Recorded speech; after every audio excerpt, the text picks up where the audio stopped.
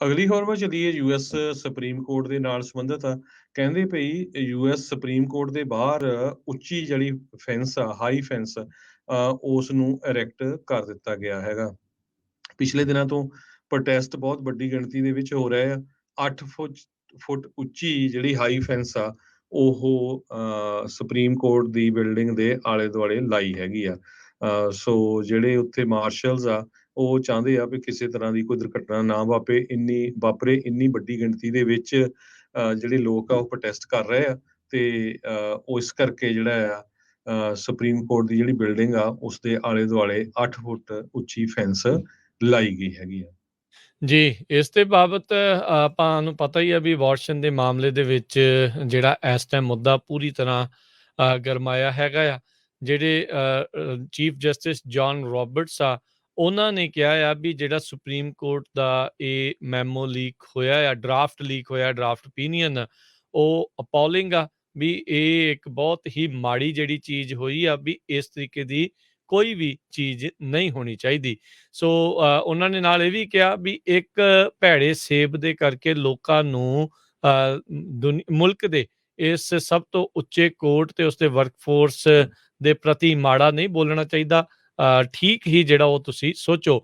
ਇਸ ਡਰਾਫਟ ਦੇ ਲੀਕ ਹੋਣ ਤੋਂ ਬਾਅਦ ਦੇ ਵਿੱਚ ਚੀਫ ਜਸਟਿਸ ਰੋਬਰਟਸ, ਉਹਨਾਂ ਦੀ ਫਸਟ ਪਬਲਿਕ ਅਪੀਅਰੈਂਸ, ਪਹਿਲੀ ਵਾਰੀ ਜਨਤਕ ਤੌਰ ਦੇ ਉੱਤੇ ਇਹ ਸਾਹਮਣੇ ਆਏ ਸੀਗੇ। ਸੋ ਜਿਹੜੇ ਜਸਟਿਸ ਰੋਬਰਟਸ, ਉਹਨਾਂ ਨੇ ਇਹ ਕਿਹਾ ਵੀ ਇੱਕ ਜਾਣਾ ਹੈ ਜਾਂ ਕਿੰਨੇ ਜਾਣੇ ਆ, ਇਸ ਦੇ ਬਾਰੇ ਤਾਂ ਪਤਾ ਨਹੀਂ ਆ, ਪਰ ਇਹ ਆ ਵੀ ਇਸ ਦੇ ਬਾਰੇ ਜਾਂਚ ਦੇ ਆਲਰੇਡੀ ਆਦੇਸ਼ ਦੇ ਦਿੱਤੇ ਗਏ ਹੈਗੇ ਆ। ਸੋ ਰੋਬਰਟਸ ਕਹਿੰਦੇ ਆ ਵੀ ਲਾਇਰਸ ਦੇ ਨਾਲ ਮੁਲਾਕਾਤ ਦੇ ਲਈ ਤੇ ਜਿਹੜੇ ਜੱਜਿਸ ਦੇ ਨਾਲ ਇੱਕ 11th ਸਰਕਟ ਜੁਡੀਸ਼ੀਅਲ ਕਾਨਫਰੰਸ ਦੇ ਵਿੱਚ ਹਿੱਸਾ ਲੈਣ ਦੇ ਲਈ ਪਹੁੰਚੇ ਸੀਗੇ। ਸੋ ਇਹ ਜਿਹੜਾ ਡਰਾਫਟ ਓਪੀਨੀਅਨ ਆ, ਜਸਟਿਸ ਸੈਮੂਅਲ ਅਲੀਟੋ ਦੇ ਦੁਆਰਾ ਲਿਖਿਆ ਗਿਆ ਸੀਗਾ, ਜਿਸ ਨੂੰ ਪੋਲੀਟੀਕੋ ਨੇ ਬਾਅਦ ਦੇ ਵਿੱਚ ਪਬਲਿਸ਼ ਕੀਤਾ ਸੀ।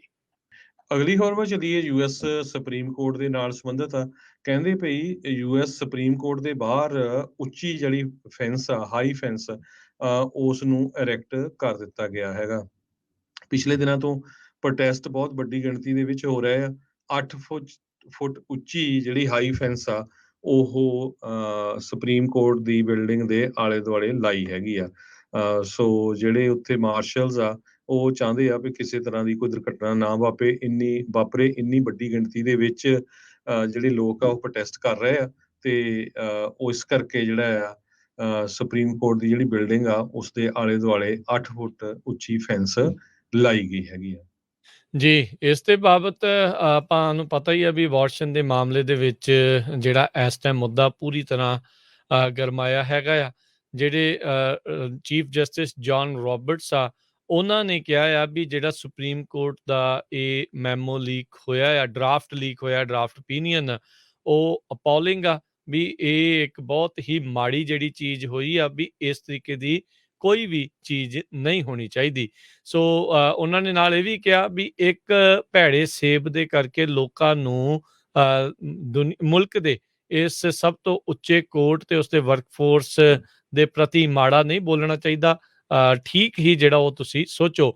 ਇਸ ਡਰਾਫਟ ਦੇ ਲੀਕ ਹੋਣ ਤੋਂ ਬਾਅਦ ਦੇ ਵਿੱਚ ਚੀਫ ਜਸਟਿਸ ਰੋਬਰਟਸ, ਉਹਨਾਂ ਦੀ ਫਸਟ ਪਬਲਿਕ ਅਪੀਅਰੈਂਸ, ਪਹਿਲੀ ਵਾਰੀ ਜਨਤਕ ਤੌਰ ਦੇ ਉੱਤੇ ਇਹ ਸਾਹਮਣੇ ਆਏ ਸੀਗੇ। ਸੋ ਜਿਹੜੇ ਜਸਟਿਸ ਰੋਬਰਟਸ, ਉਹਨਾਂ ਨੇ ਇਹ ਕਿਹਾ ਵੀ ਇੱਕ ਜਾਣਾ ਹੈ ਜਾਂ ਕਿੰਨੇ ਜਾਣੇ ਆ, ਇਸ ਦੇ ਬਾਰੇ ਤਾਂ ਪਤਾ ਨਹੀਂ ਆ, ਪਰ ਇਹ ਆ ਵੀ ਇਸ ਦੇ ਬਾਰੇ ਜਾਂਚ ਦੇ ਆਲਰੇਡੀ ਆਦੇਸ਼ ਦੇ ਦਿੱਤੇ ਗਏ ਹੈਗੇ ਆ। ਸੋ ਰੋਬਰਟਸ ਕਹਿੰਦੇ ਆ ਵੀ ਲਾਇਰਸ ਦੇ ਨਾਲ ਮੁਲਾਕਾਤ ਦੇ ਲਈ ਤੇ ਜਿਹੜੇ ਜੱਜਿਸ ਦੇ ਨਾਲ ਇੱਕ 11th ਸਰਕਟ ਜੁਡੀਸ਼ੀਅਲ ਕਾਨਫਰੰਸ ਦੇ ਵਿੱਚ ਹਿੱਸਾ ਲੈਣ ਦੇ ਲਈ ਪਹੁੰਚੇ ਸੀਗੇ। ਸੋ ਇਹ ਜਿਹੜਾ ਡਰਾਫਟ ਓਪੀਨੀਅਨ ਆ, ਜਸਟਿਸ ਸੈਮੂਅਲ ਅਲੀਟੋ ਦੇ ਦੁਆਰਾ ਲਿਖਿਆ ਗਿਆ ਸੀਗਾ, ਜਿਸ ਨੂੰ ਪੋਲੀਟੀਕੋ ਨੇ ਬਾਅਦ ਦੇ ਵਿੱਚ ਪਬਲਿਸ਼ ਕੀਤਾ ਸੀ।